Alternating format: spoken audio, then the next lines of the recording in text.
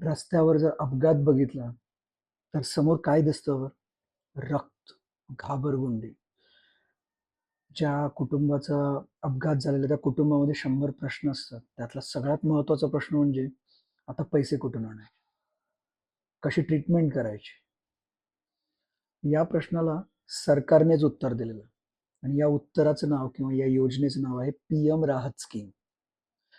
कोणताही रस्ता अपघात, कोणताही, मग तुम्ही गाडी चालक असा, प्रवासी असा, रस्त्यावर चालणारे माणूस असा, सायकल स्वार असा किंवा प्युअर बाय स्टँडर्ड असा, उभारलेले असावा फक्त रस्त्यावर, तरी सुद्धा प्रत्येकाला 1.5 लाख रुपयापर्यंत पूर्णपणे कॅशलेस मोफत उपचार 7 दिवसापर्यंत या स्कीमच्या अंडर भेटू शकतो.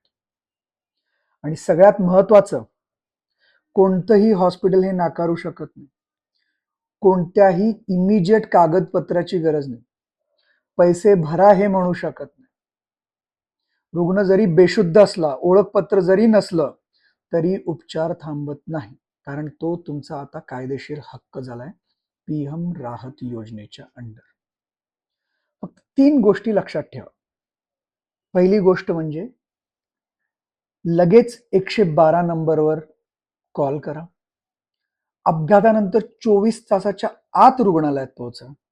उशीर झाला तर योजना लागू होणार नाही. आणि तिसरी सगळ्यात महत्वाची गोष्ट, तुम्ही जर अपघातात नसाल तर अपघातात असणाऱ्यांना मदत करायला विसरू नका.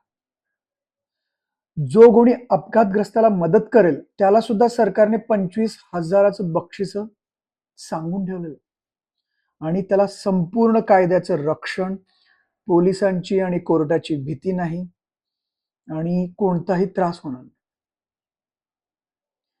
यामुळे पुढच्या वेळी जर तुम्ही अपघात बघितला तर थांबा, मदत करा, कारण तुमचा एक पाऊल कोणाचा तरी जीव वाचवू शकतो.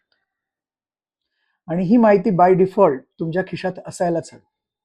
रील सेव्ह करा आणि ज्याला गरजेचं आहे त्या माणसापर्यंत पोहोच, कारण अपघात सांगून येत नाही. म्हणूनच म्हणतो, आणखी माहिती काढा, प्रश्न विचारा,